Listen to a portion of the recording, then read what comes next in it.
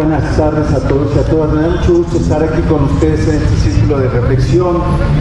Tengo el honor de haber sido invitado en otras dos ocasiones al círculo de la postal y después de la colonia La Moderna. Y estoy muy orgulloso del esfuerzo que hacen ustedes, de la labor que hacen ustedes, de información, de educación, de orientación para levantar la conciencia y organizar mejor a la gente, pues para buscar un cambio en el país y lograr tener vida digna para todos y democracia plena para todos. El día de hoy me han pedido hablar sobre el tema el campo mexicano y la emigración. Es un tema muy importante y muy actual, pues como deben de saber, imagínense que hoy viven en los Estados Unidos 32 millones de mexicanos. ¿Se imaginan? Hoy somos un país de 112 millones que vivimos en el territorio nacional, pero a lo largo de más de 150 años, por diversas razones y por diversas causas, se han ido del país mexicanos y hoy por hoy viven en Estados Unidos 32 millones de mexicanos. Es la minoría de los hispanos más grande, el 64% de los hispanos que viven en Estados Unidos es mexicano. Después de los mexicanos, en segundo lugar, los que viven más en Estados Unidos son los puertorriqueños, como con 4.5 millones de puertorriqueños que viven en Estados Unidos. Y la tercera minoría hispana en Estados Unidos son los cubanos, como con 1.800.000. Y ya después siguen centroamericanos, los salvadoreños, como 1.600.000, los guatemaltecos con 1.500.000, los dominicanos por ahí, pero los mexicanos es la población hispana más numerosa en los Estados Unidos. Prácticamente un tercio de los mexicanos viven en Estados Unidos. Y de esos, de los 32 millones, 7 millones viven sin papeles, viven en condiciones de ilegalidad según las normas estadounidenses. Son 7 millones de mexicanos que trabajan, que aportan a la economía de Estados Unidos, a la sociedad, a la cultura, pero no tienen derechos de ningún tipo. Y el problema es que, ¿cómo es posible entender un país que expulse a un tercio de sus hijos? ¿Cómo entender que un sistema económico y político no puede garantizar a sus hijos, a sus ciudadanos, el derecho a no migrar, el derecho a estar aquí, en su patria, en su casa, en su terruño, con su familia? Y esta situación se ha estado haciendo más grave en los últimos 30 años, ahorita vamos a ver por qué, y particularmente se está haciendo más grave en los últimos 5 años en razón a la crisis económica en Estados Unidos y a las campañas de odio que se han incrementado en los Estados Unidos. Pero también el problema de la migración ha tenido recientemente otras facetas, otras caras más terribles y más violentas, como es la extorsión a los migrantes mexicanos y centroamericanos por las bandas del crimen organizado.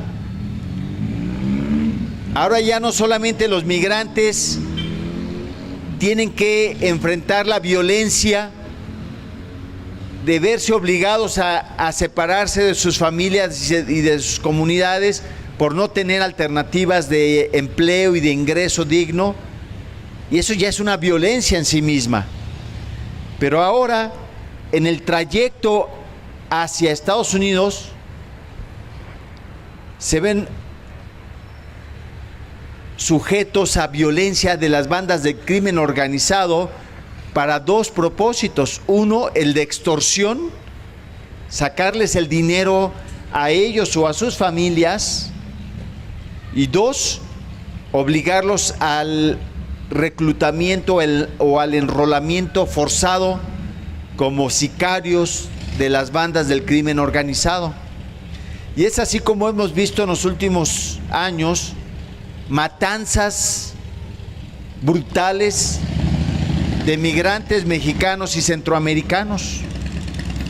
La matanza más renombrada, desafortunadamente, y más conocida es la matanza de San Fernando, donde fueron asesinados 72 migrantes. Pero también cada día, cada semana vemos cómo mueren mexicanos tratando de llegar a los Estados Unidos en los desiertos o en las montañas. O vemos también cómo México se ha vuelto un país verdaderamente indigno, porque no solamente no defiende adecuadamente a sus compatriotas que migran a los Estados Unidos, que son maltratados, discriminados y negados en sus derechos, sino que México también ahora le está haciendo el trabajo sucio a la migra estadounidense, tratando muy mal a los migrantes centroamericanos que intentan cruzar el territorio nacional para llegar a los Estados Unidos. Vemos cómo guatemaltecos, salvadoreños, hondureños son extorsionados, son asesinados en la ruta hacia el norte, o como niños y niñas y como mujeres son enrolados en las bandas de trata de personas, prostitución infantil, tráfico de órganos, para este trayecto que se ven obligados a llevar los trabajadores migrantes. Así que, entonces, el tema de la migración es un tema central de la realidad de este país, y no podemos nosotros no asumir una explicación y una claridad al respecto de este tema, y sobre todo tratar de proponernos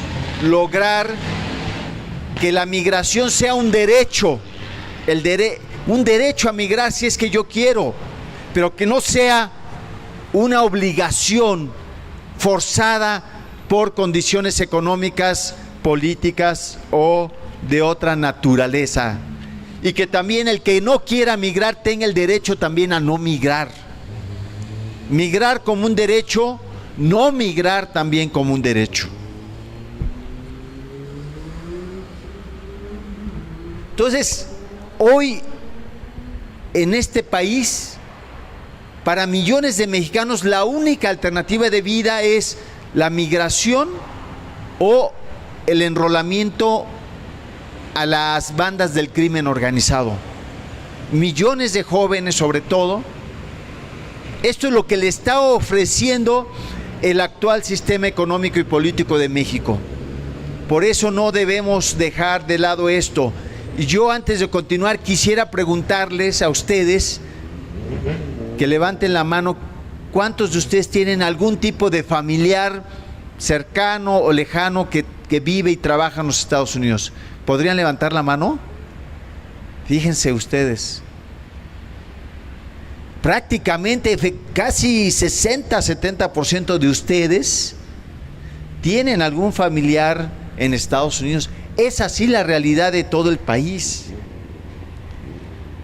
Y esto se ha aumentado en los últimos 30 años.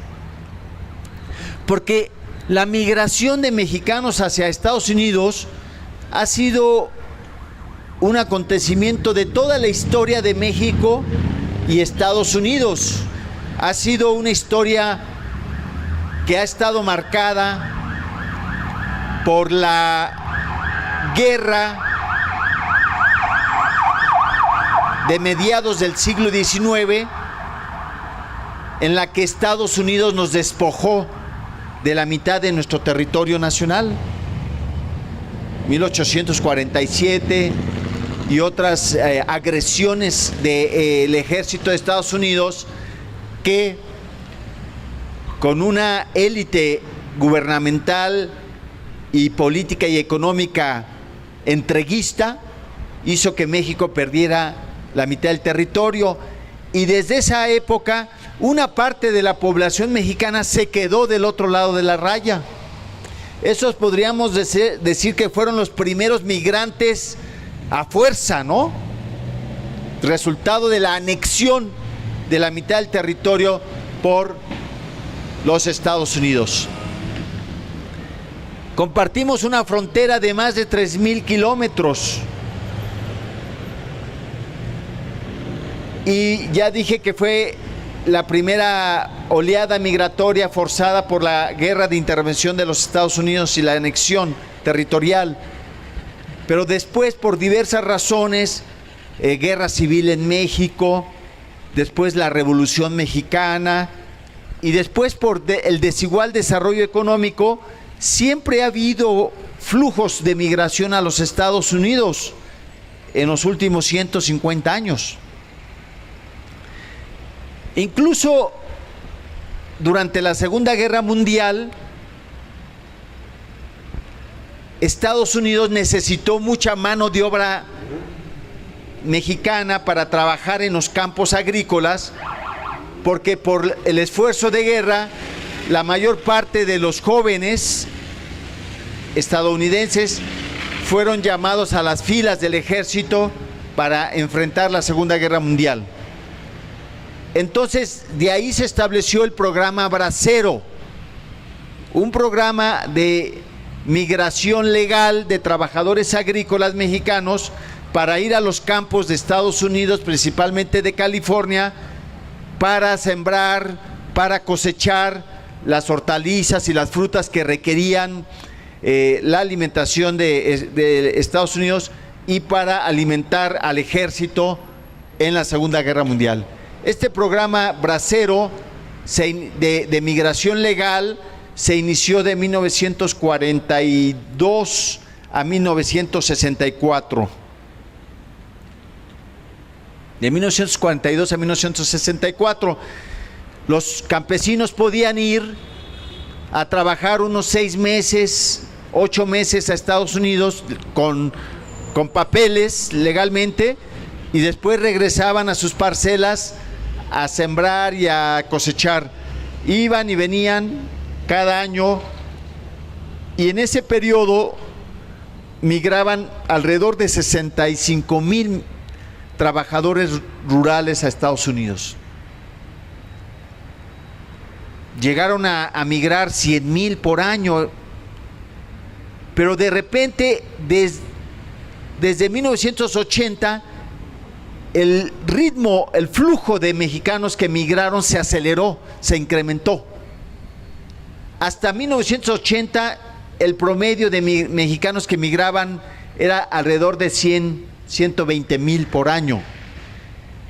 Pero de 1980 empezó a acelerarse a 300, en los 90 a 400, y en los principios del siglo XXI, en 2000, ya estaban migrando alrededor de 550,000 mexicanos por año. ¿Qué pasó en los últimos 30 años? Lo que pasó es que, resultado del modelo económico neoliberal que se impuso en México en 1982, desde ahí hasta la fecha, en México la economía dejó de crecer y el gobierno dejó de tener interés en el desarrollo y en el bienestar de los mexicanos.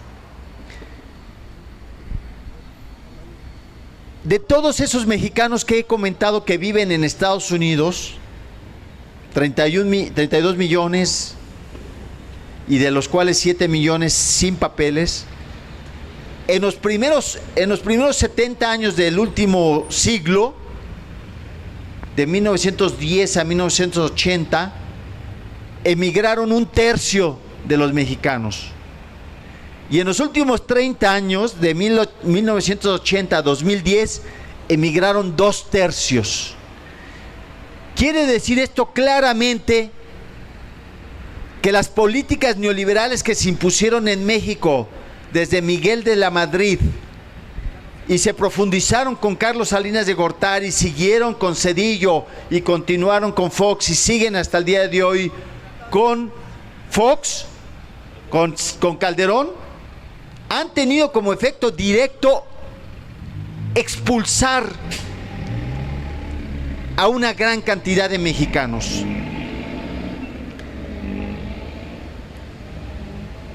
¿Ustedes se imaginan lo que significa para un país perder a lo más valioso que tiene, que es a su gente? Porque no hay nada más valioso que tiene un país como una familia que sus hijos. Y el país ha perdido a 1/3 de sus hijos y muchas veces son de sus mejores hijos, ¿no? Muchas veces son, los campesinos han estado migrando 250, 300 mil campesinos cada año a Estados Unidos, que van a cultivar las tierras y a cosechar las hortalizas y las frutas que después tenemos que importar, mientras que aquí la pobreza y el desempleo en el campo crecen. O profesionistas, ya no solamente han migrado campesinos en los últimos años, o trabajadores calificados, sino profesionistas que han hecho un esfuerzo, las familias y ellos mismos, para terminar sus estudios y no encuentran trabajo y tienen que emigrar a los Estados Unidos. Hoy tenemos hasta lo que se llama la fuga de cerebros con científicos, doctores, que el país invirtió en toda su educación, toda la vida, educación primaria, secundaria, preparatoria, profesional, maestría, doctorado, postdoctorados, y no encuentran trabajo digno y se tienen que ir a Estados Unidos, y a Estados Unidos no les costó nada la preparación de esos científicos, pero ellos están aprovechando de los frutos de esos científicos. Entonces están llevando jóvenes, lo mejor de nuestro país, los jóvenes, el futuro se lo están llevando, y todo esto está generando pues una descapitalización de lo que es nuestro principal recurso, que es nuestros hijos, nuestros jóvenes. Entonces, de 1982 a la fecha se impuso en lo económico un modelo en el que se estableció el libre mercado, la libre empresa como modelo económico principal, en donde el Estado, el gobierno ya no tenía nada que hacer en economía, donde se trataba de privatizar todos los sectores y empresas de la economía, se trataba de abrir las fronteras a la libre importación, al libre mercado, y el gobierno a lo único que se dedicó es a pagar los adeudos a Estados Unidos y después a los bancos, y ya no invirtió con recursos públicos en el crecimiento económico, como tampoco en la educación, en la salud o en la vivienda. Entramos en una etapa de 1982 en donde lo único que importaba era la acumulación de ganancias para las grandes empresas mexicanas y transnacionales. Y lo único que interesaba era atraer la inversión privada y sobre todo la inversión extranjera, porque el gobierno, los recursos públicos del petróleo o de los impuestos, los utilizaba para pagar las deudas a los bancos estadounidenses y al Tesoro de los Estados Unidos. Entonces ya no era la inversión pública el motor del crecimiento y se necesitaba, según el modelo neoliberal, la inversión privada y sobre todo la inversión extranjera. Pero para que la inversión extranjera tuviera deseos de invertir en México, había que ofrecerle todas las garantías. Y entre otras de las garantías es obtener altos rendimientos. Pero para tener altos rendimientos esa inversión necesitaba dos cosas: salarios bajos y una inflación baja, para que la inversión tuviera grandes rendimientos. Pero con ese modelo es cierto que las grandes inversiones privadas y extranjeras, hagan de cuenta, una inversión extranjera, unos fondos de inversión en Estados Unidos pueden obtener tasas de interés o ganancias de 5% en Estados Unidos. Pero aquí en México pueden invertir lograr 10, 15% de interés, de ganancias, de intereses. Por eso invierten aquí. Si los salarios se elevan y si la inflación se eleva, sus rendimientos se disminuyen y entonces se van a otros países. Por eso la política neoliberal está basada en bajos salarios y en condiciones de precariedad de la fuerza de trabajo, pocos derechos laborales, violación a los derechos laborales. Entonces, resultado de estos 30 años, la economía mexicana no ha crecido prácticamente nada. Les quiero decir algo: de toda América Latina y el Caribe, la economía mexicana es la que menos crece después de Haití. Haití es la economía que no crece y nada. Y en segundo lugar va México. Por eso este modelo económico liberal en la economía no genera empleos, o los empleos que genera son empleos precarios, con bajos salarios y con condiciones laborales y prestaciones mínimas. Porque además el modelo económico neoliberal está basado en las maquilas. La base de las maquiladoras es el bajo salario que se paga a los trabajadores. Y el otro puntal del modelo económico liberal es el saqueo de los recursos naturales: el petróleo, los minerales, el agua, los recursos forestales, los recursos de la biodiversidad. Pero con eso no se genera desarrollo, ni se genera crecimiento, ni se generan empleos. Los empleos de las maquiladoras son empleos precarios. Y siempre va a haber alguien en el mundo dispuesto a buscar un trabajo con menos salarios. Y claro, después viene el crecimiento de China y el empuje de China con salarios aún más bajos, y eso presiona aún más los salarios de los trabajadores mexicanos a la baja, porque te dicen: es que si tú quieres más salarios, estas maquiladoras van a irse a China. Y entonces ya no se organizan sindicatos, ya no se pagan buenos salarios, ya no se pagan buenas prestaciones. Entonces, esto ha sucedido en los 30 años del neoliberalismo, y por esa razón, en estos 30 años, el crecimiento económico no ha sido más allá de 2 o 2.5% anual en estos 30 años promedio. Mientras que China, el promedio de crecimiento ha sido entre 8 y 9% anual. Brasil, otro país pujante, su tasa de crecimiento en estos 30 años ha sido entre 5 y 6% anual, más del doble de la de México. ¿Y todo por qué hace China o por qué hace Brasil eso? Porque no ha seguido el modelo económico neoliberal y porque el país ha tomado sus propias decisiones. En México la economía se decide en función de los intereses de Estados Unidos y las grandes transnacionales. Hemos perdido soberanía nacional. ¿Y qué ha pasado en el campo en estos 30 años?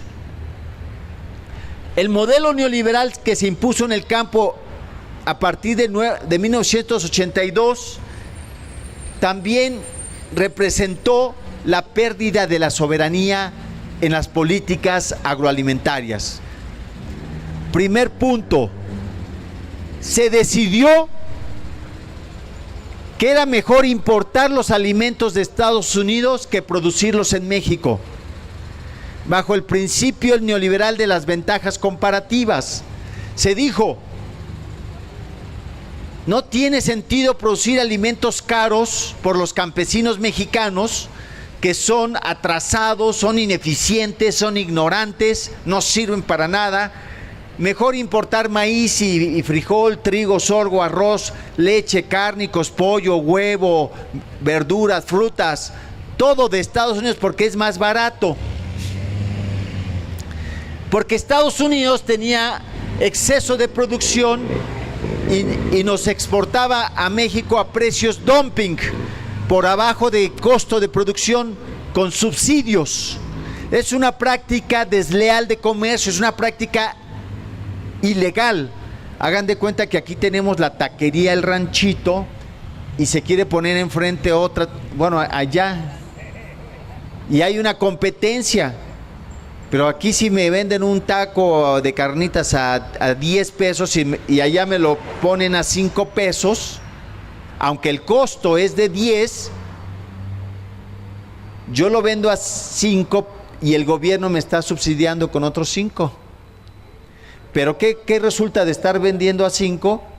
Yo pongo en quiebra a este negocio. Y una vez que él cierra, en lugar de vender los tacos a 10, yo los vendo a 15.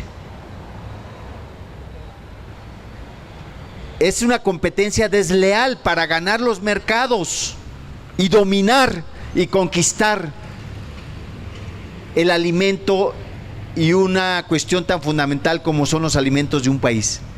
Entonces, Estados Unidos vendía en el mundo alimentos baratos y México decidió que ya no debíamos producir nuestros propios alimentos, sino importarlos de Estados Unidos, y dejó de apoyar la producción mexicana de alimentos.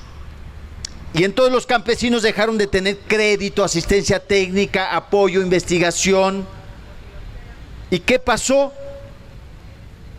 Empezamos a importar año con año y hoy ¿saben cuánto importamos de Estados Unidos? El 42% de los alimentos que consumimos los importamos de Estados Unidos.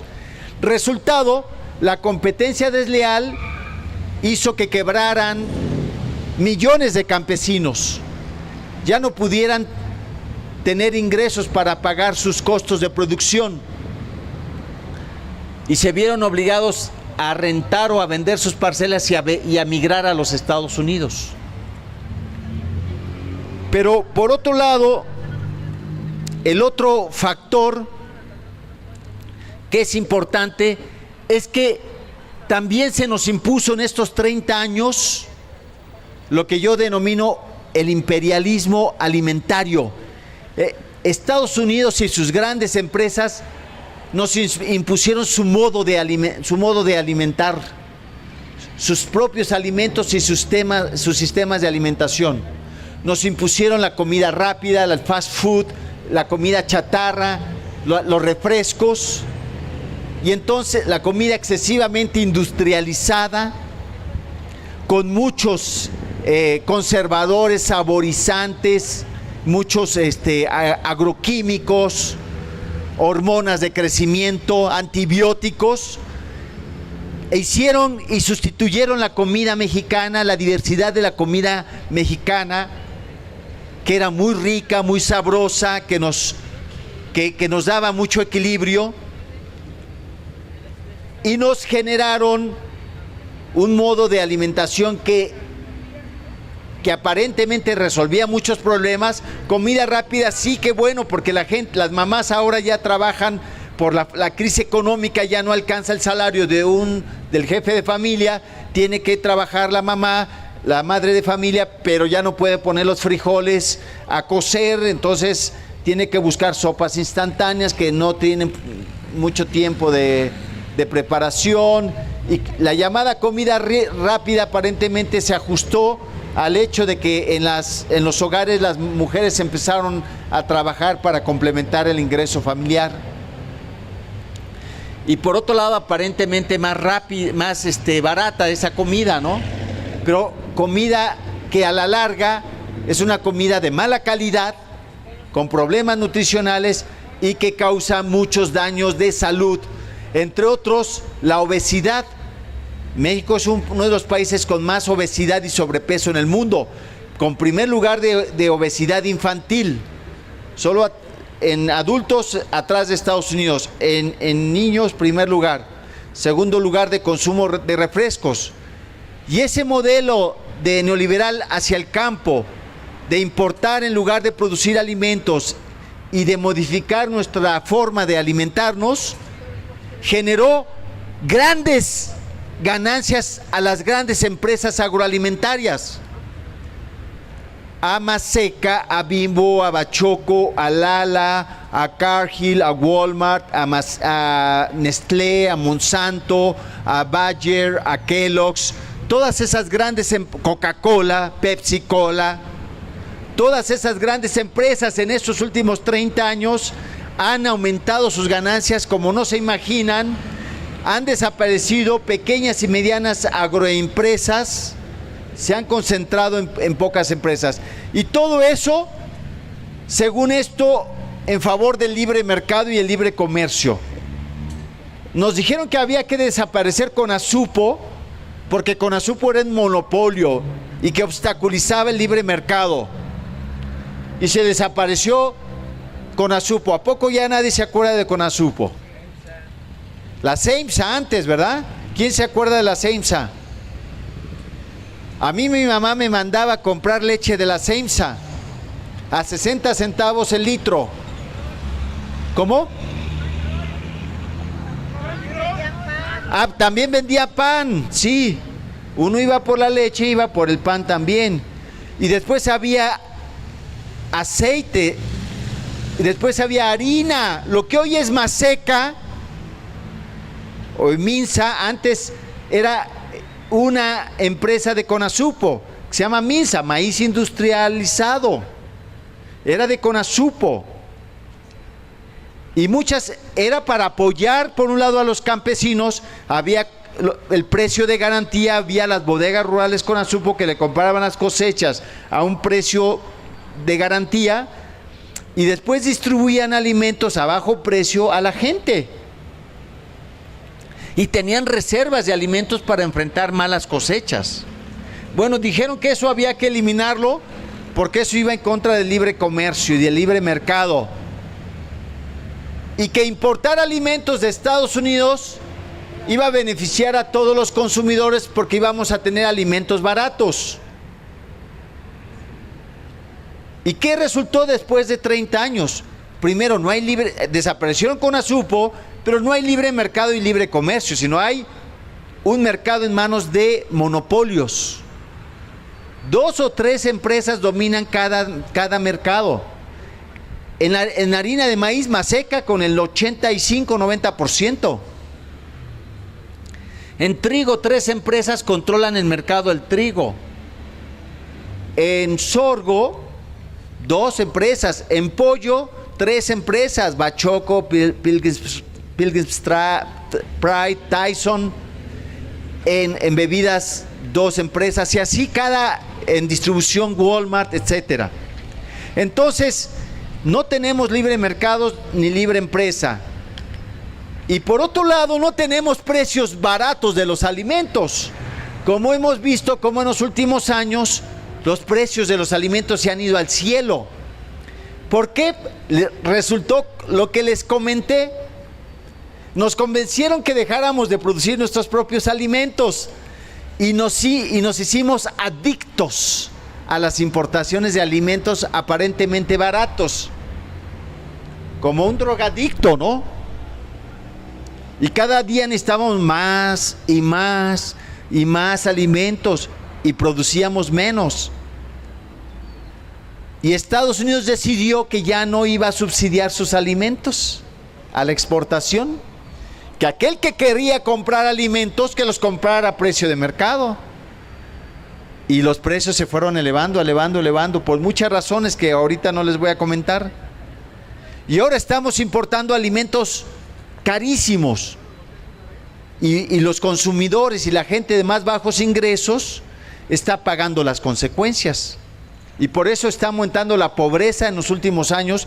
Con Calderón, más de 5 millones de mexicanos se han sumado a las filas de la pobreza. Con Calderón, más de 2 millones de mexicanos se sumaron a mexicanos que tienen hambre todos los días. Nada más por el incremento de los precios de los alimentos. Entonces, una mentira. Pero saben también, la política neoliberal, además de controlar el mercado de alimentos e imponernos su modelo de alimentación, el imperialismo alimentario, ¿qué pretendía el modelo neoliberal en el campo? Echar para atrás las conquistas de la revolución y de las reformas agrarias que lograron que las tierras se repartieran y se regresaran a los campesinos y pueblos indios. La Revolución Mexicana se hizo también bajo democracia, sufragio efectivo, no reelección, y también tierra y libertad. Y bajo la revolución se repartieron las tierras a ejidos y comunidades, y más de la mitad del territorio nacional está en manos de ejidos y comunidades.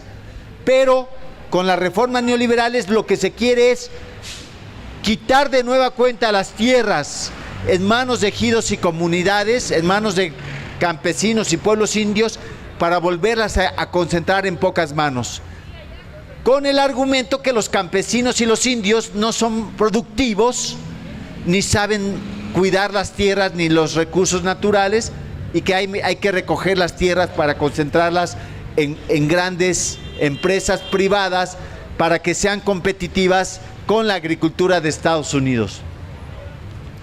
Entonces, las políticas neoliberales también han tenido como propósito eliminar la propiedad social de la tierra.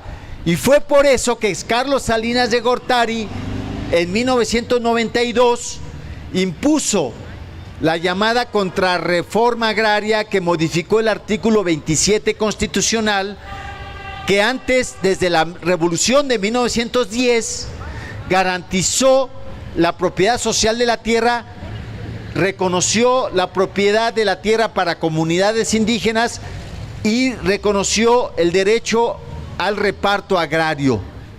Pero con la reforma salinista se detuvo el reparto agrario, se dijo ya no hay más tierras que repartir y ya no hay más reparto agrario.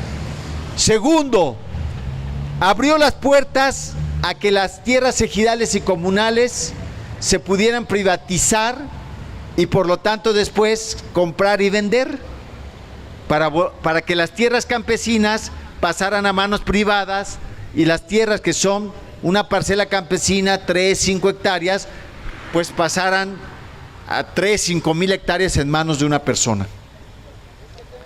Ese es el otro objetivo que tuvo la reforma neoliberal en el campo. Primer objetivo,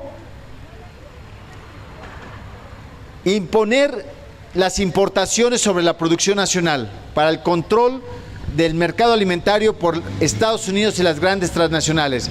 Segundo, imponer el modelo de alimentación acorde a los intereses de las transnacionales y de Estados Unidos. Tercero, despojar de las tierras y los recursos de las tierras campesinas. Es que en las tierras no solamente se produce alimentos, sino en las tierras están los recursos minerales en el subsuelo, o está el agua, o están los bosques, o las selvas, o la biodiversidad, o las playas, o las zonas aledañas a las ciudades que tienen mucho valor. Entonces, se han propuesto despojar esas tierras y recursos a los campesinos indios. Por eso es la reforma neoliberal, bajo el argumento que los campesinos y los indios son tontos, incapaces, ineficientes para seguir produciendo o cuidando los recursos en un mundo competitivo. De hecho, dicen, el mejor campesino es el campesino emigrado, el campesino fuera de sus tierras. Por eso la emigración tiene razones y raíces y causas muy de fondo. Causas económicas, pero también causas de volver a concentrar la tierra. Y otra razón, la cuarta razón, es la siguiente. En el campo está la mayor reserva de mano de obra de este país y a nivel mundial. Hoy en México viven entre 25 y 30 millones de personas en el campo. Las personas que viven en la ciudad ya migraron hace muchos años del campo de la ciudad. Como quiera que sea, tuvieron algunas oportunidades de educación o ya trabajaron y ya saben lo que son los derechos laborales, y difícilmente una gente que ha vivido en las ciudades durante 10, 15, 20, 30, 40 años se va a ocupar en una maquiladora por bajos salarios. Pero la gente del campo, que la han sometido a condiciones de pobreza y donde no hay alternativas de vida digna, de salud, de educación, de vivienda, de transporte, de comunicaciones, y donde le han hecho una guerra durante los últimos 30 años para expulsarlos por las políticas neoliberales, con precios dumping de las importaciones, sin apoyo, sin estímulos. En la búsqueda de alternativas, la gente del campo sí está dispuesta a irse a las maquiladoras por bajos salarios, o irse a Estados Unidos por bajos salarios. Entonces la emigración compulsiva, la deportación, tiene como objeto echar a cientos de millones de personas del campo, expulsarlos a las ciudades y a los Estados Unidos para que los salarios sigan siendo bajos. Y el modelo neoliberal basado en maquilas y en salarios bajos pueda seguir sobreviviendo. ¿Sí? Esa parte es clave. De la ciudad ya la gente difícilmente se ocupa por bajos salarios. Y eso también es la explicación por qué no quieren legalizar la migración a los Estados Unidos. Porque la ilegalización y la criminalización de la emigración permite a los patrones de Estados Unidos pagar bajos salarios.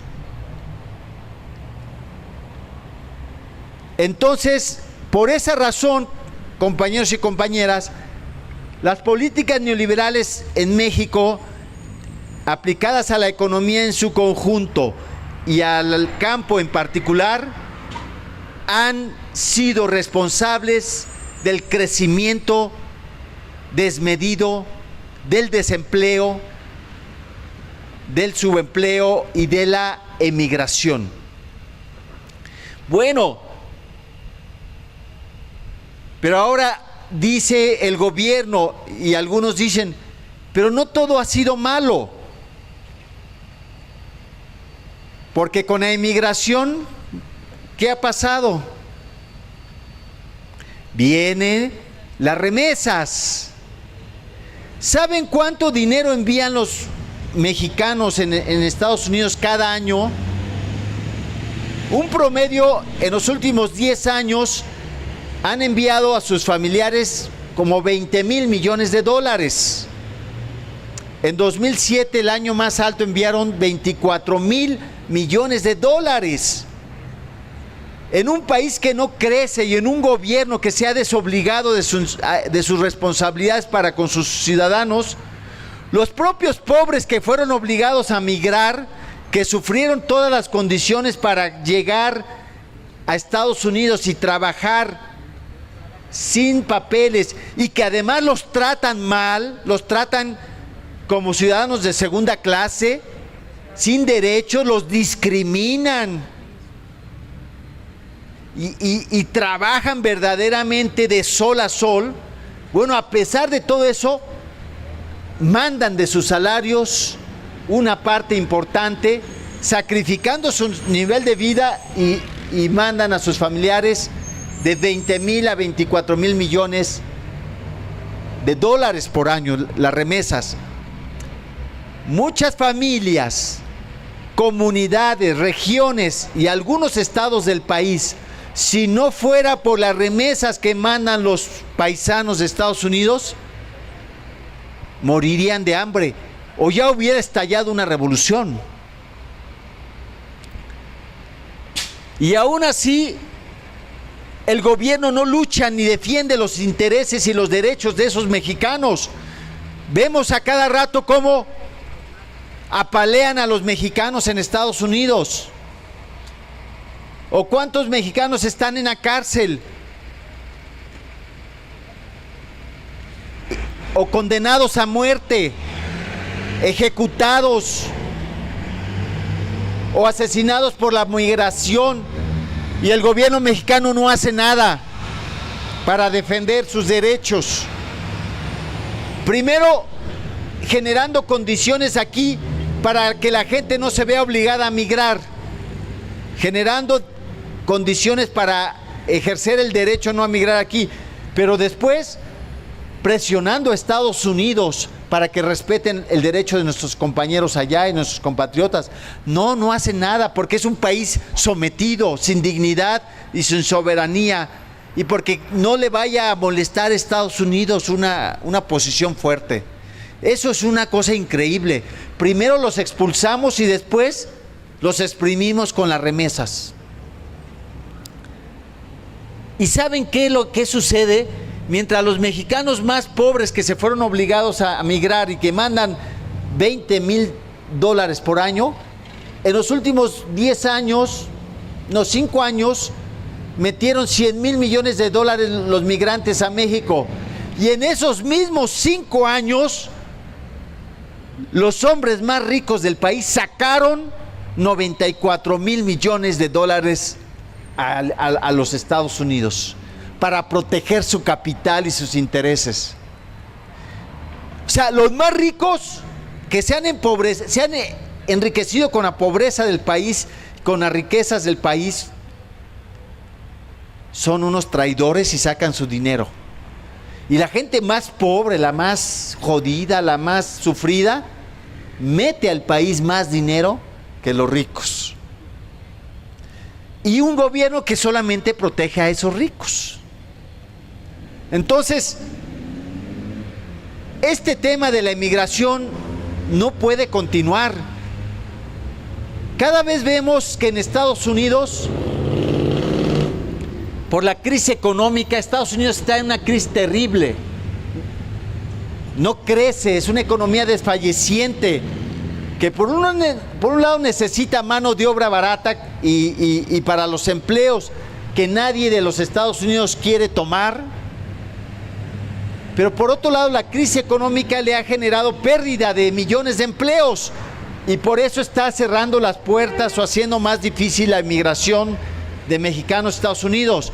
Y por eso la militarización de la frontera, por eso que quieren crear una barda, un muro fronterizo, por eso las campañas de odio contra los mexicanos. A los mexicanos en algunas regiones donde hay mucha frecuencia de tránsito de mexicanos, como en Arizona, se organizan algunos racistas para cazar a los mexicanos como si fueran animales, ¿no? De por sí el sufrimiento que tienen que hacer para caminar días enteros en el desierto y después exponerse a los coyotes, porque los coyotes muchas veces le dicen: yo te paso, pero si al mismo tiempo tú llevas un paquete de cocaína o sea, a los migrantes los vuelven burros para cruzar con droga, exponiéndolos aún más. Ellos buscando un trabajo, los dicen: yo te cruzo, pero si tú me llevas este cargamento. Los agarran y los dejan 20, 30 años en la cárcel.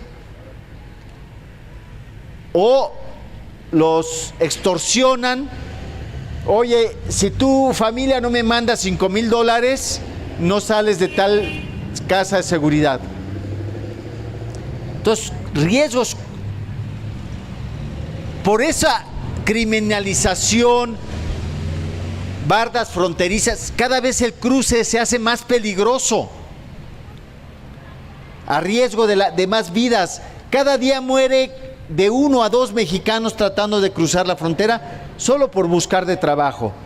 Y hoy cruzar la frontera cuesta más dinero. Hoy ya no son los más pobres los que emigran a Estados Unidos. Hoy cruzar Estados Unidos cuesta como 50, 60 mil pesos. Si ustedes quieren cruzar, necesitan pagarle a un coyote entre 50 y 60 mil pesos. Hace 5 años eran como 20, 30 mil, hace 10 años eran como 3, 4 mil. ¿Me entienden? Se ha hecho más caro. Entonces, ya no, los más pobres ya no son los que cruzan, sino son gente que tiene ciertos recursos, o sea, trabajadores, campesinos, que hacen un sacrificio enorme y luego, lo que es peor, les dan dinero y los extorsionan y no los cruzan. Y como ya es un negocio muy rentable, millones y millones hagan ustedes la cuenta, millones que quieren cruzar al año.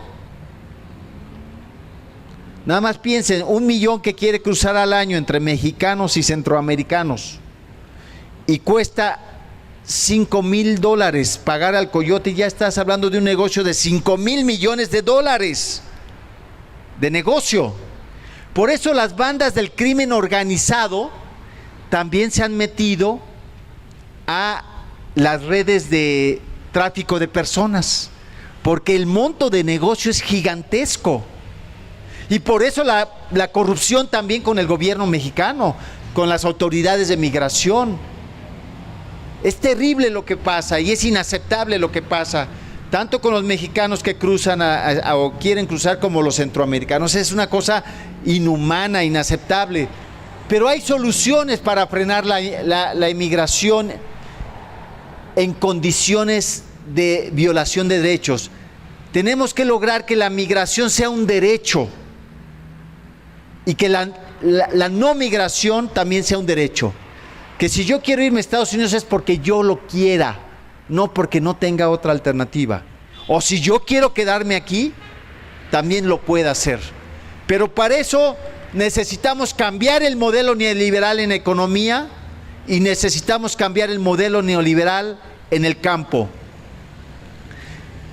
Para que el país pueda tener un crecimiento económico de 5 o 6% sostenido anual, y para que pueda generar empleos, y para que la base del crecimiento no sean los empleos, los salarios bajos y la depredación de los recursos naturales, sino sea el trabajo productivo con buenos salarios, mano de obra mejor calificada y con uso creciente de la ciencia y la tecnología, y buscando el crecimiento interno y no las exportaciones, utilizando el petróleo, como lo ha planteado Andrés Manuel y el Morena, como una base del crecimiento, como palanca del crecimiento económico.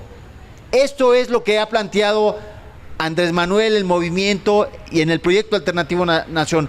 Hay posibilidades de tener otra economía con crecimiento, con generación de empleos, con salarios adecuados, con respeto a los derechos laborales, para que la gente no se vea obligada a migrar, se quede aquí con salarios dignos. Y en el campo, importamos 42% de los alimentos, tenemos cientos de miles de campesinos que se ven obligados a migrar, y al mismo tiempo tenemos millones de tierras agrícolas sin cultivar. Tenemos que plantear aquí, primero, cambiar el modelo para que en lugar de la dependencia alimentaria tengamos soberanía alimentaria. En lugar de importar alimentos, tengamos autosuficiencia alimentaria. Y esto nos permitirá que cientos de miles de campesinos se queden trabajando aquí, produzcan la tierra con sus hijos, pagándoles precios adecuados, con crédito. Hoy no más 5% de los productores tienen crédito.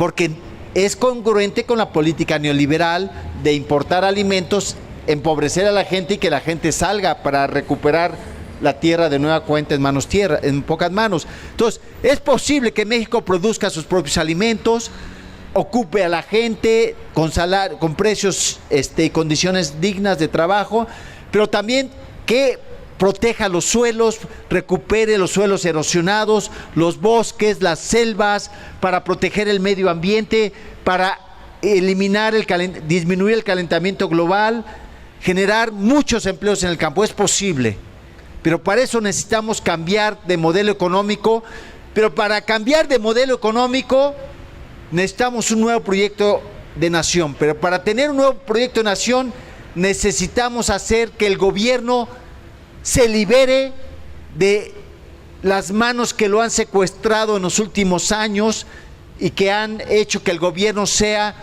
un gobierno para la emigración, un gobierno para la desigualdad, un gobierno para la pobreza, un gobierno para la violación de los derechos y un gobierno solamente para una minoría. Por eso, para lograr esto, necesitamos prepararnos y organizarnos para en las elecciones del 2012 ganar las elecciones presidenciales, no como un fin en sí mismo, sino como un paso necesario para hacer que el gobierno regrese al interés nacional y al interés público y pueda, entre otras cosas, corregir la política económica y la política hacia el campo. Un nuevo proyecto de nación. Un nuevo proyecto de nación. Pero para eso necesitamos ganar las elecciones presidenciales para un nuevo proyecto de nación. Nada que no sea eso permitirá resolver el problema de la migración que tanto daño ha hecho y que los beneficios que puede tener no se pueden sostener sobre la base de la violación de derechos aquí en México y en Estados Unidos. Tenemos también que lograr con un nuevo gobierno progresista presionar y apoyar decididamente para legalizar a los 7 millones de mexicanos que viven en Estados Unidos, para que tengan derechos humanos y derechos laborales garantizados. Y también tenemos que ser consecuentes y lograr que la población centroamericana que cruce por territorio nacional tenga garantizados sus derechos, que se le pueda dar una visa de tránsito para que no tengan que estar escondidos transitando por el país, una visa de tránsito para que se les respete sus derechos y no corran esos riesgos. Y eventualmente tenemos que transitar más adelante a una ciudadanía transnacional. ¿Por qué se habla de mercado global y todos los privilegios para las empresas y los capitales y ningún derecho para los trabajadores y los ciudadanos?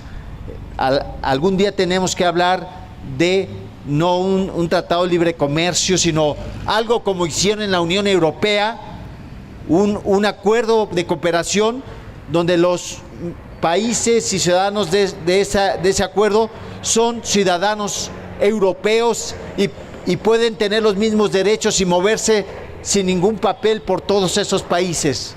Si yo quiero ir soy de España y quiero ir a Alemania a trabajar o a estudiar, tengo derechos y no necesito pedir permiso, porque soy ciudadano europeo. Si yo soy mexicano y quiero trabajar en Estados Unidos, tengo derecho a ir a Estados Unidos y trabajar sin pedir permiso y sin tomar la ciudadanía estadounidense. Pero son otras cosas que podemos llegar a lograr siempre y cuando cambiemos del modelo neoliberal hacia un nuevo proyecto de nación y cuando logremos conquistar a un gobierno que en los últimos años ha estado en manos de una mafia para que regrese a manos del pueblo y a manos de la nación. Yo creo que sí lo podemos lograr y este tema de la inmigración puede ser resuelto si logramos estos dos objetivos: nuevo proyecto de nación y ganar las elecciones en el 2012. Pues son los comentarios que quería hacer con ustedes en torno al tema del campo y la inmigración. Muchas gracias.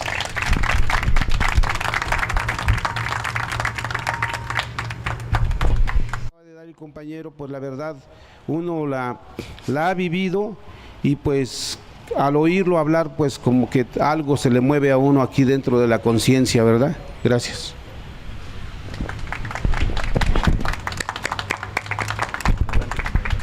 ¿Alguien más, compañeros, que guste venir a hacer una pregunta a nuestro compañero? Compañero Vladimir, por favor.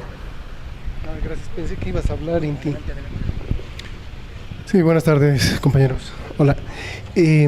Bueno, yo considero que efectivamente, ¿no?, el problema del campo aquí en México, pues es un problema estructural que requiere pues todo un proyecto, una serie de soluciones integradas.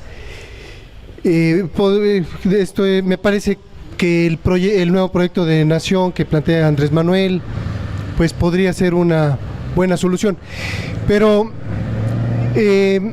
tengo algunas preguntas. Acá el compañero nos hablaba de pues podríamos decir de latifundios.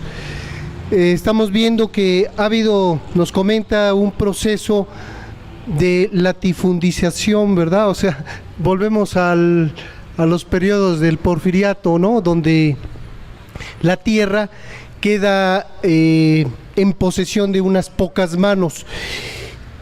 Respecto a estos latifundios, ¿cuál es la información? Entiendo que estaríamos hablando de latifundios disfrazados, porque la Constitución claramente los prohíbe.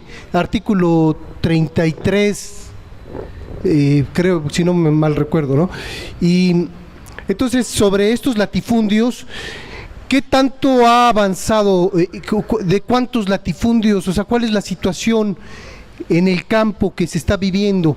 ¿Hasta dónde ha llegado este despojo de las tierras ejidales? También tengo conocimiento, y bueno, a ver si aquí el compañero nos puede informar sobre, pues he oído hablar de que pues los extranjeros, bueno, no sé si esto forma parte del mismo proceso de latifundización, pero con sus dólares se están apropiando de nuestras tierras. ¿A qué van? O sea, ¿con qué intención?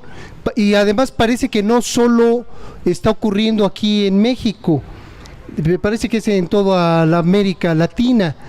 Entonces, con dólares, pues se apropian de nuestras tierras. Escuché un discurso del presidente Correa de Ecuador, donde nos dice que ya hace como unos 2 años, dice que los estadounidenses hacían la guerra normalmente, pues, o sea, y despojaban y saqueaban las riquezas de los pueblos por medio de las armas, y él señala que ahora es con dólares. Entonces aquí mi pregunta sería, bueno, que el dólar, que para ellos es muy fácil disponer de los dólares para apropiarse y saquear los recursos de los pueblos. El dólar, ¿cuál es el respaldo? O sea, ¿cuál es el valor real que podemos atribuirle al dólar? Bueno, antes era el oro, ¿verdad? El patrón oro, pero bueno, a ver si nos pudiera aclarar este punto. Pues básicamente, y gracias. ¿Alguien más, compañeros, que quiera de este lado, por favor? Adelante, por favor. Los hacemos que se paren no porque querramos, sino porque se vicia el sonido, por favor. Maestro, muchas gracias, pues, que vino a explicarnos todo esto de la migración y del campo, ¿verdad? Y yo soy descendiente de Oaxaca, hijo de campesinos, ¿verdad? Y hablo zapoteco, ¿sí? Entonces, por allá en los años, cuando yo nací, pues empezó la inmigración en los años 40 y tantos, en la Segunda Guerra Mundial, porque la gente salió también de allá, ¿verdad?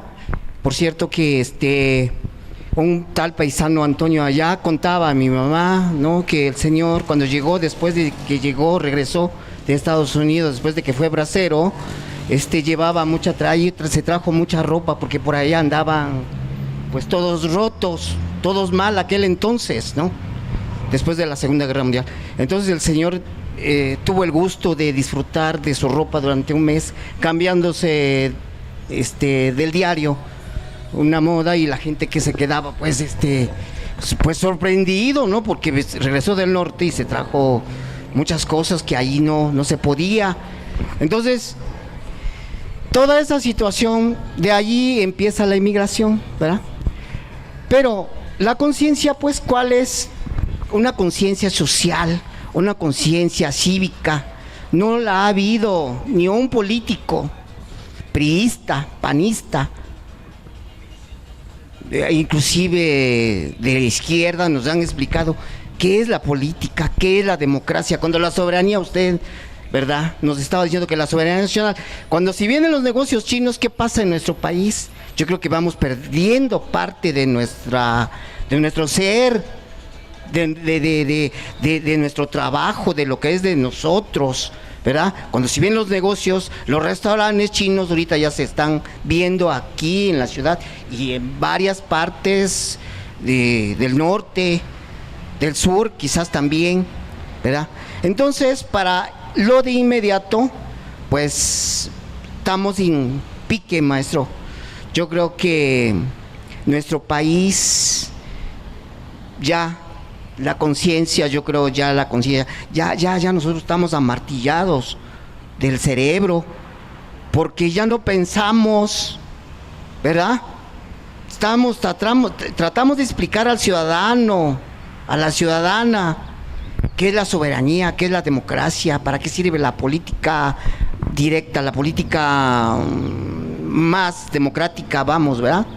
Porque estas gentes que nos han gobernado durante mucho tiempo son políticos corruptos, han sido siempre políticos corruptos, a excepción de don Lázaro Cárdenas. Yo pienso que sí hizo algo, pues, aquel entonces, ¿no? Porque definitivamente la gente ya se estaba muriendo en ese tiempo, todos piojosos, descalzos, ignorantes por allá, mugrosos, ¿sí? Me acuerdo, porque yo nací en 1946, un año después, 2 años después de la Segunda Guerra Mundial, que se terminó en 1945, ¿verdad? Se firmó ya el convenio, después de los bombazos que arrojaron a Nagasaki y allá, sí. La pregunta sería, como me dice el compañero, la soberanía, ¿verdad?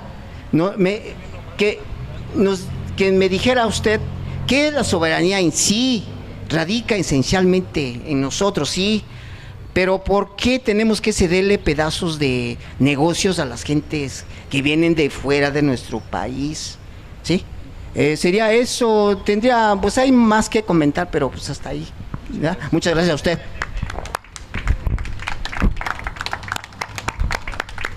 Pues sí, compañeros, ¿alguien más con toda confianza que quiera venir? Todavía tenemos un poquitito de tiempo. ¿Nadie más? Bueno, pues una pregunta para nuestro ponente es rápida, no demoraré mucho tiempo. Dato duro, ¿cuántos millones de mexicanos aproximadamente están ahí en Estados Unidos? Por favor. 32 millones, disculpen, es que no puse mucha atención. Gracias.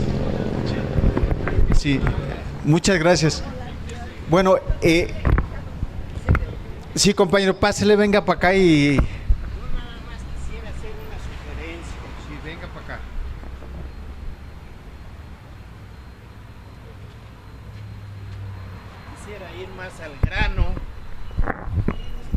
Y hablar sobre las conversaciones. No cabe duda que la plática del día ahora, no podemos decirle plática, sino que cátedra, porque aprendimos mucho pues acerca de los colonialismos, ¿no? El español, el francés, el norteamericano. Todos nos vienen a explotar, todos. Pero eso es lo que pasa con los países débiles. Ahora, yo quisiera decir algo en relación. A mí me habría de gustar que hubiera un segundo capítulo, compañero, para que usted fuera directamente y no diera nada más el cerrojazo con lo que tenemos que hacer, sino más bien desde un principio que se nos hable qué tenemos que hacer. Por ejemplo, yo diría, hay que hablar de Andrés Manuel López Obrador. Para mí, Andrés Manuel López Obrador es uno de los grandes líderes que ha tenido mi patria. Me podrán decir Lázaro Cárdenas, me podrán decir Alemán o Díaz Ordaz, pero en forma contemporánea, por decir algo, yo mencioné algo. Me podrán decir, hay simpatizantes de ellos también, ¿cómo no? Pero yo quisiera que se nos hablara, no hay liderazgo en la actualidad, un líder político no lo tenemos. Y yo considero que la esperanza que tenemos, como la que se tuvo con Colosio, si Colosio hubiese sido gobernante de mi patria, otro gallo nos estaría cantando.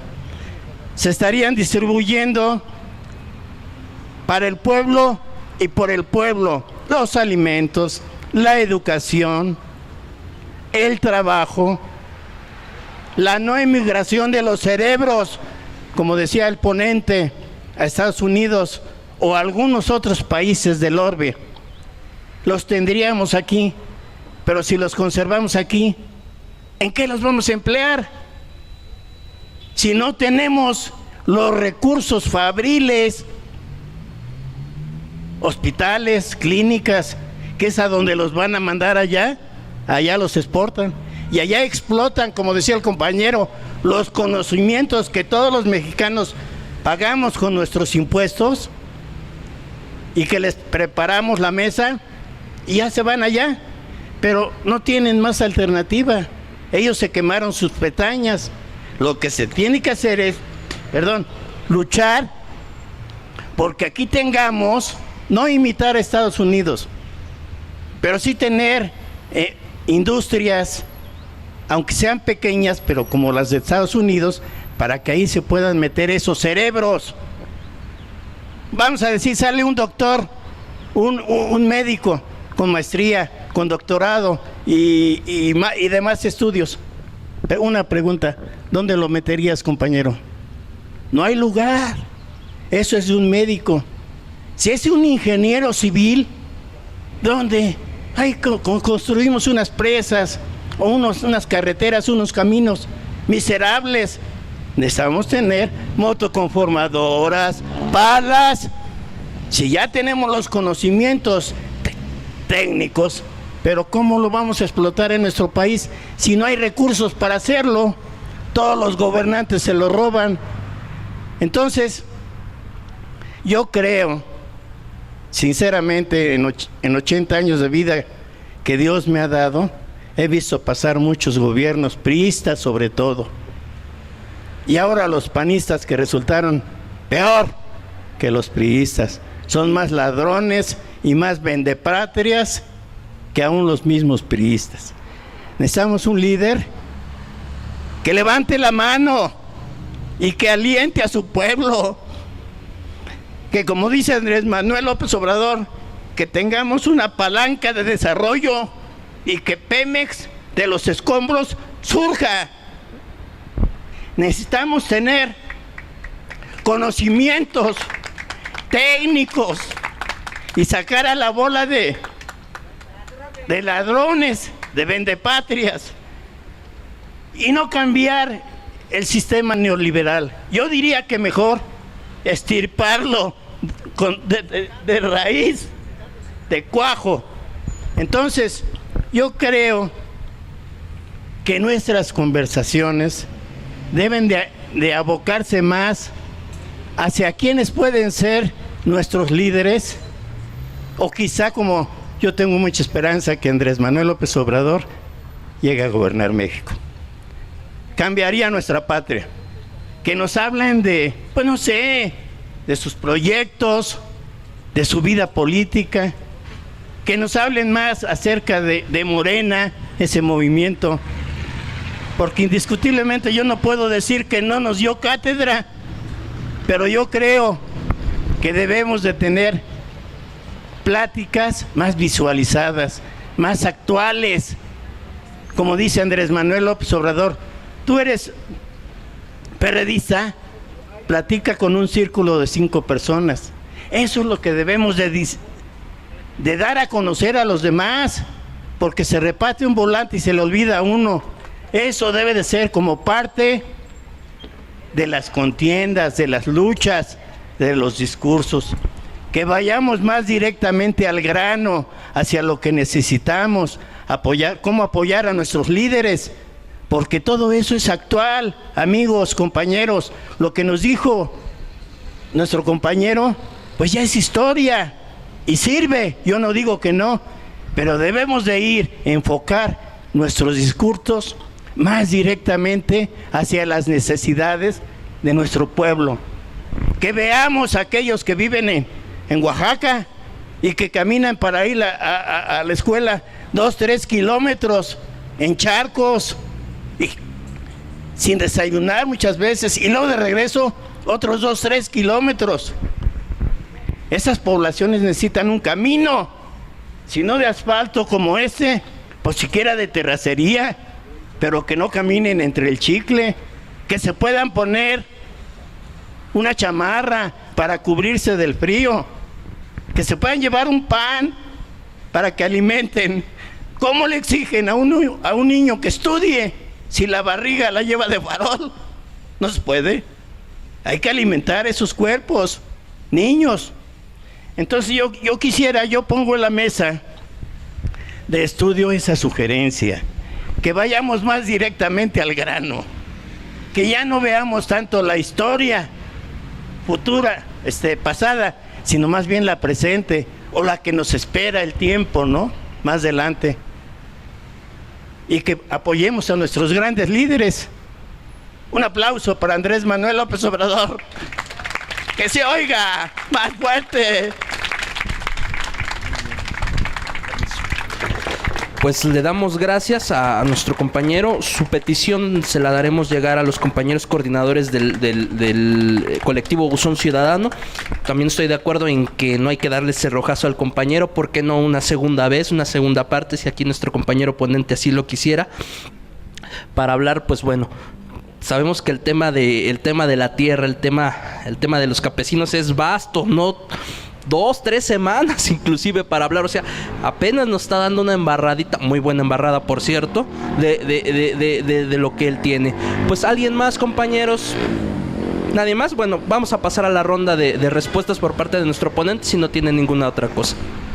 Sí, muchas gracias por sus preguntas y comentarios. Bueno, en los últimos años han querido, digamos, debilitar la propiedad social de la tierra y pasar a propiedad privada. La resistencia de los campesinos y de los pueblos indios ha sido muy fuerte.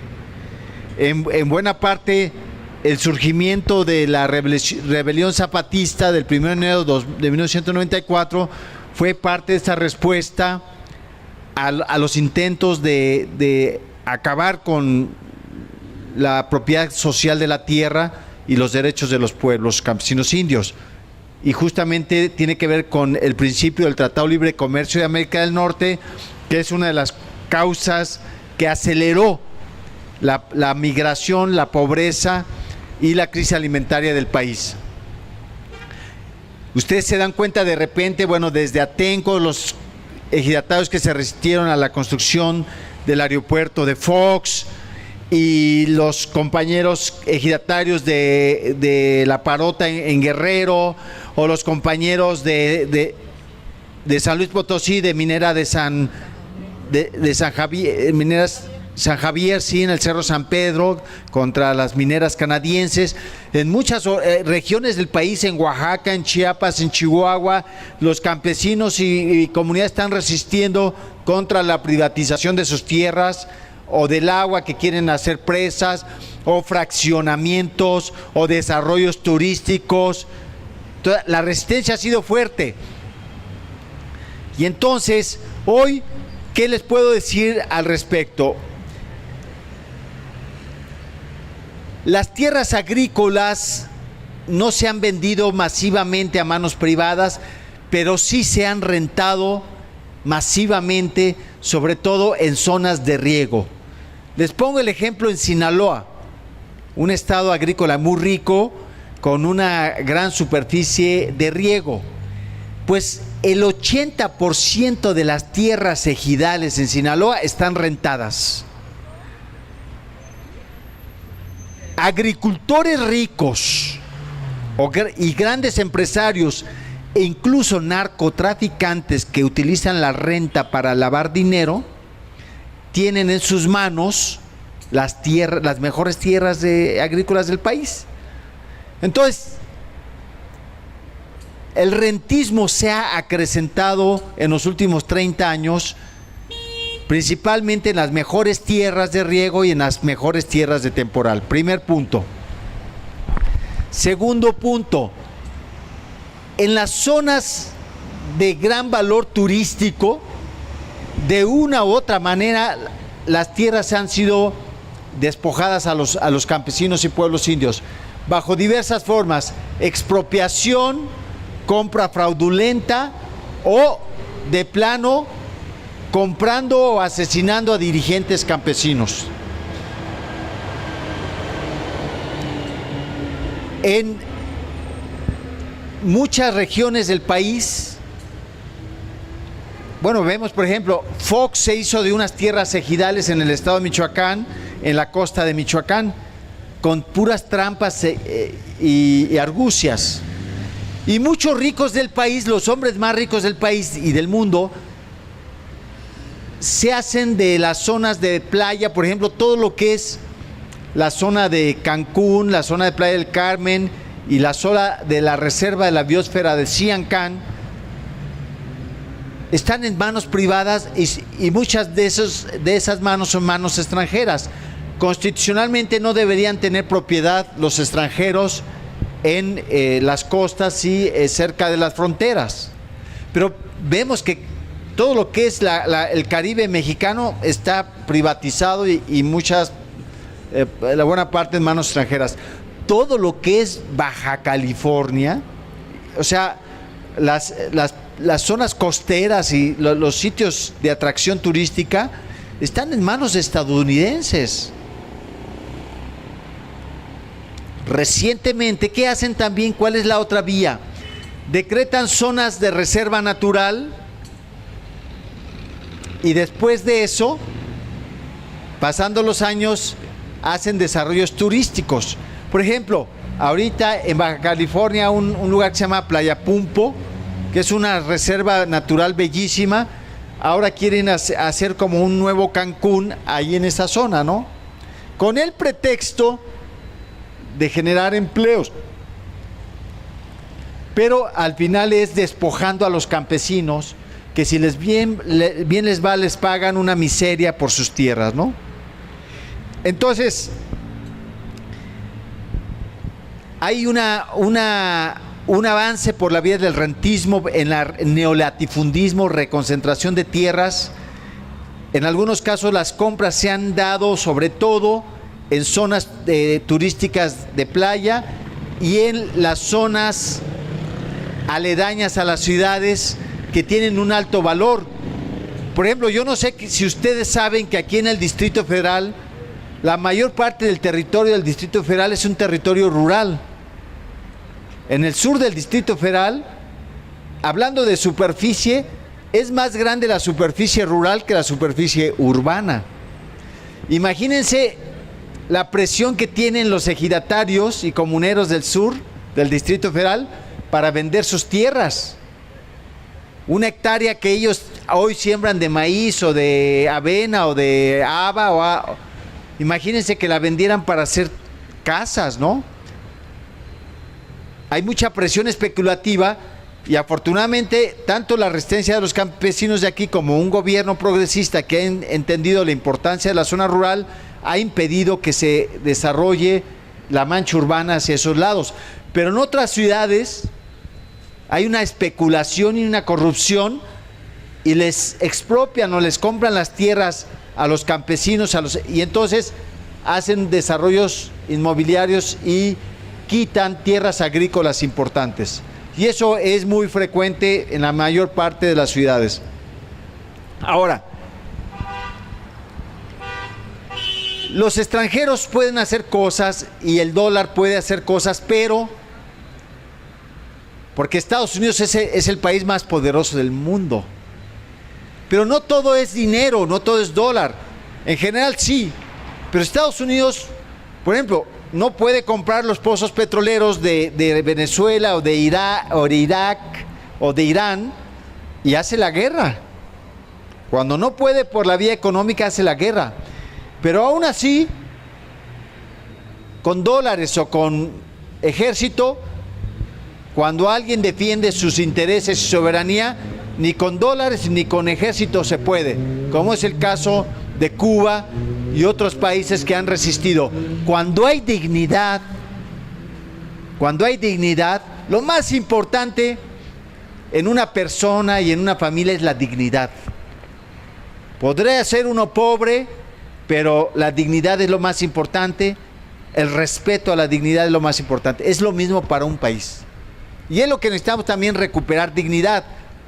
Porque les quiero decir que ahorita Estados Unidos es un tigre de papel, es el país más poderoso del mundo, pero sus pies son de barro, se están debilitando. No pudo ganar la guerra de Irán, no pudo ganar la guerra de Afganistán, y ahorita está en una crisis económica. ¿Saben qué?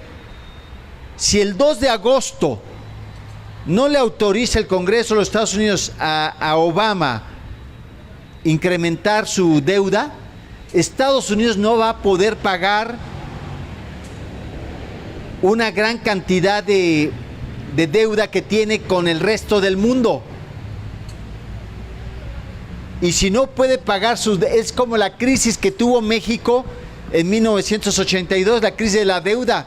Pero Estados Unidos ahorita está en una situación como la de México, que no puede pagar su deuda, porque está en una crisis económica, una recesión, y la maquinita de hacer dólares que antes le estaba funcionando, ahora ya no le funciona, porque los dólares ya no son una divisa fuerte.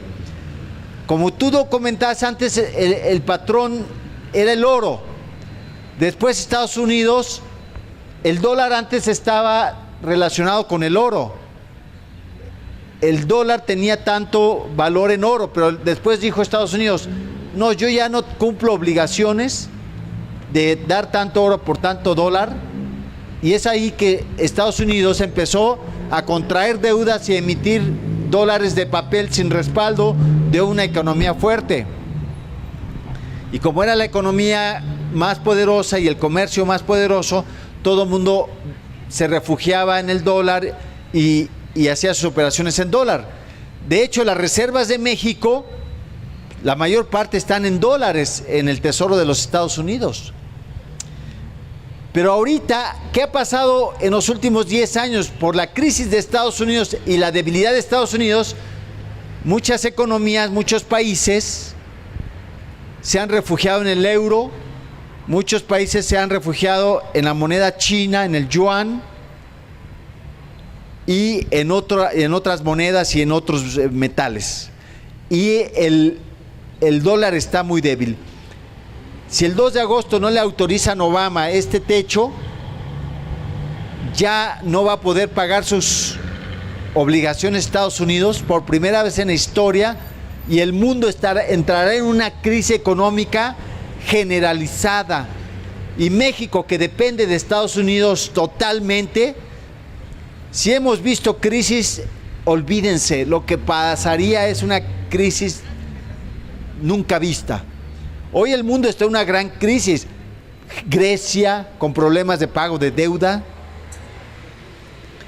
España con problemas de pago de deuda, Portugal, Irlanda e Italia.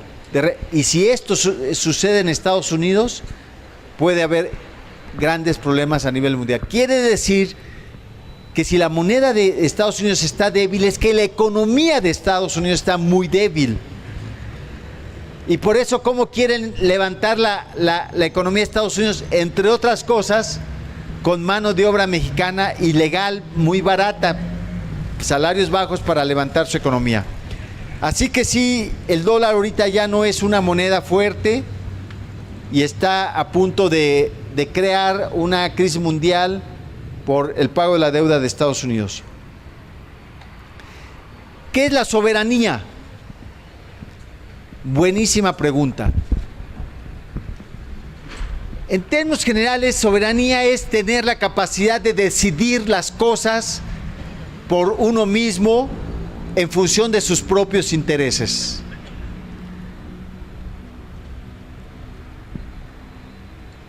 Un niño no tiene soberanía, no puede tomar sus propias decisiones, es un niño todavía. Un adulto sí puede tener. Un país que no puede tomar sus propias decisiones, por ejemplo, nosotros no podemos tener nuestras propias decisiones como país sobre nuestra política alimentaria. Producir nuestros alimentos es una cuestión esencial, pues esa decisión no la tomamos como país, sino la tomó Estados Unidos y sus empresas para que nosotros dijéramos, no produzcamos nuestros propios alimentos. ¿Por qué fue esa decisión? No la tomamos nosotros, nos la impusieron en la crisis de la deuda de 1982, cuando México no pudo pagar su deuda, el endeudamiento de López Portillo, de repente con los precios del petróleo muy altos, grandes ingresos petroleros, más grandes endeudamientos, se decía que estábamos administrando la abundancia. Pues después hubo elevación de precios de las tasas de interés, México ya no pudo pagar la deuda, y entonces México dijo, préstame Estados Unidos para pagar mi deuda. Pues te presto dinero a cambio de... Y entonces ahí vino la pérdida de soberanía. Sí, a cambio de que hagas esto en la política alimentaria, a cambio de que hagas esto. O sea, perdimos soberanía. Cuando no podemos decidir nuestra política alimentaria, cuando no podemos decidir nuestra política laboral, ¿qué quiere decir? Dar empleo a toda la gente. No podemos producir alimentos ni alimentar adecuadamente a los mexicanos. No podemos dar empleo a todos los mexicanos. No tenemos soberanía alimentaria, no tenemos soberanía laboral. Y el tema de la soberanía energética, la política energética no la determina México ni el interés de los mexicanos, y la interesa Estados Unidos. Es increíble que México esté agotando sus reservas, exportando cantidades enormes de petróleo crudo a Estados Unidos e importando gasolina. Y ahora estamos en el extremo de que ya vamos a importar petróleo crudo. ¿Por qué es eso? Porque quien decidió la política energética fue Estados Unidos, no nosotros. Quiere decir que es soberanía decidir por nosotros mismos, con libertad. Uno, si decide algo, hoy si te vas en la calle y te ponen una pistola, dame tu cartera, se la das, eso no es una decisión soberana. Tú dijiste, aquí está la cartera, toma. Pero eso no es una decisión soberana, no fue por mi voluntad, porque me convino a mis intereses. Entonces, México ha perdido soberanía nacional y soberanía alimentaria y soberanía laboral, soberanía energética. De verdad que somos un país que antes éramos admirados en el mundo. Ahora somos un país X. Nos ven como un país empleado, como unos criados, como unos servidores de Estados Unidos, que hacemos nada más lo que le conviene a Estados Unidos. Es decir, ya no somos un país soberano. Podíamos antes ser un país pobre, pero con dignidad. Por ejemplo, cuando vino la Revolución Cubana, querían que Estados Unidos le impuso a todos los países de América la obligación de romper relaciones diplomáticas con Cuba. Y el único país que dijo no, yo quiero mantener mis relaciones con Cuba, fue México. Teníamos dignidad, teníamos soberanía de alguna manera y la ejercíamos. Pues hoy ya perdimos todo ese respeto, esa dignidad, admiración que teníamos en el mundo. Recientemente México quiso ser candidato, el exsecretario de Hacienda y actual director de Banco de México o gobernador, Agustín Carstens, para ser director del Fondo Monetario Internacional. Y nadie de los países de América, o casi nadie, excepto Perú y Chile, lo apoyaron. O lo que es el nuevo director de la FAO, la Organización de las Naciones Unidas para la Alimentación y la Agricultura.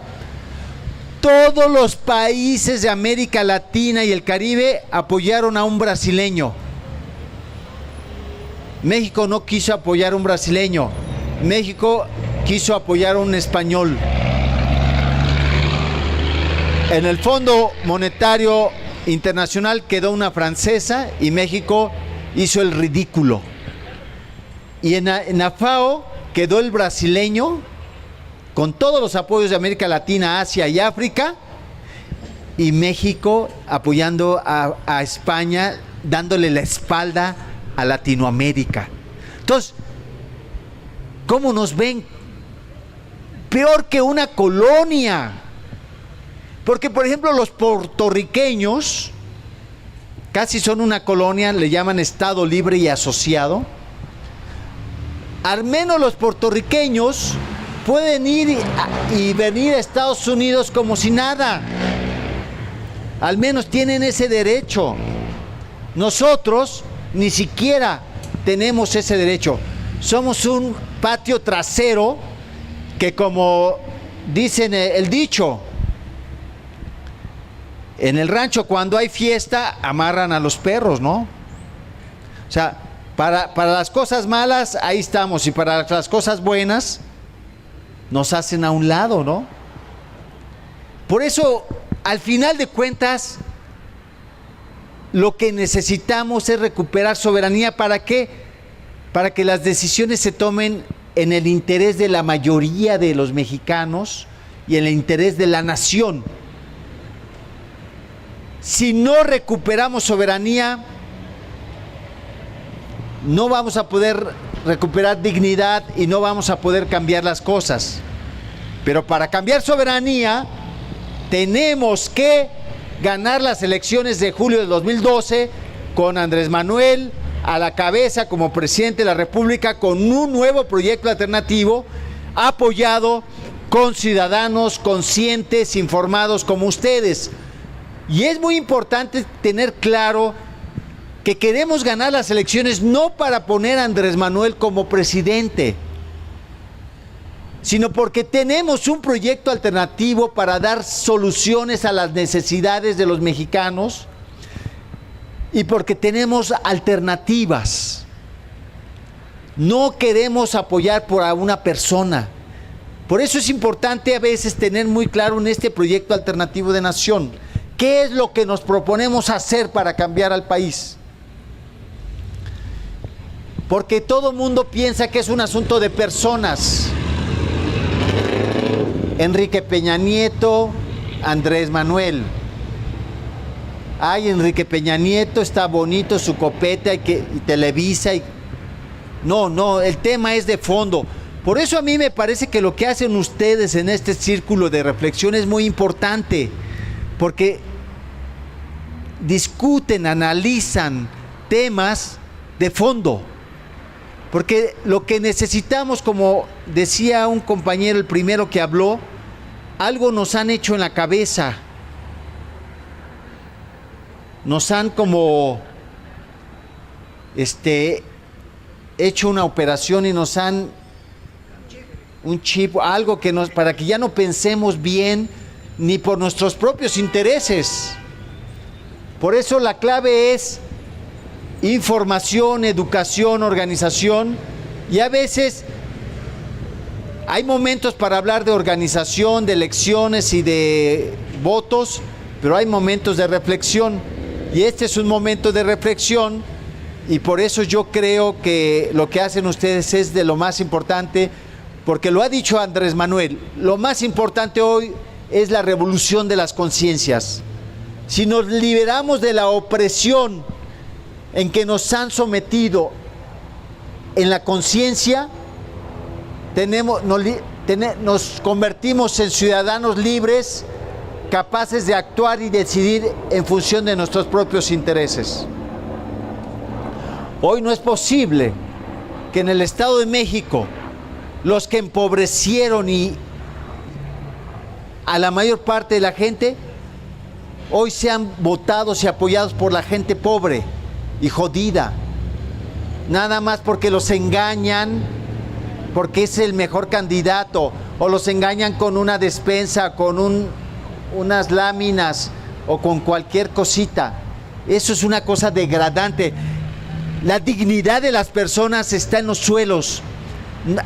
Cuando la gente está en esas condiciones, no tiene respeto ni por sí misma, ni por su familia. Está en condiciones de no ser un ser humano con dignidad y con derechos. Así que por eso lo que primero dice Andrés es revolución de las conciencias, porque el cambio lo van a hacer hombres y mujeres libres y no presionados por un apoyo, por una dádiva, sino por su propia convicción de libertad y de democracia y de soberanía. Bueno, pues muchas gracias por su atención.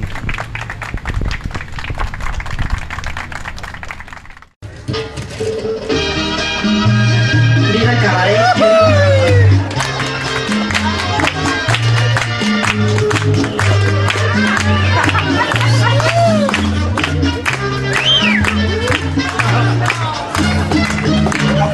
Fue por el buzón donde te encontré, pensando, haciendo con amor un país mejor, soñando.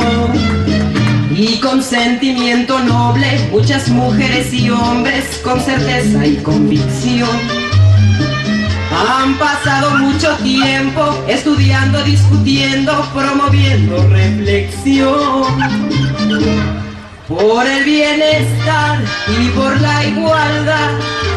Trabajan, no pueden olvidar el fraude electoral ni nada.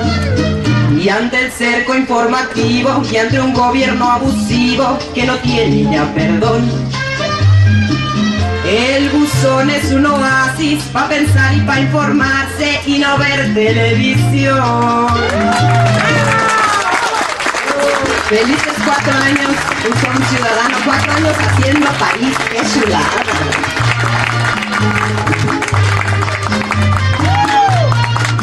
Y otra vez por el puro gusto. Fue por el buzón donde te encontré, pensando, haciendo con amor un país mejor, y con sentimiento noble, muchas mujeres y hombres con certeza y convicción han pasado mucho tiempo estudiando, discutiendo, promoviendo reflexión por el bienestar y por la igualdad.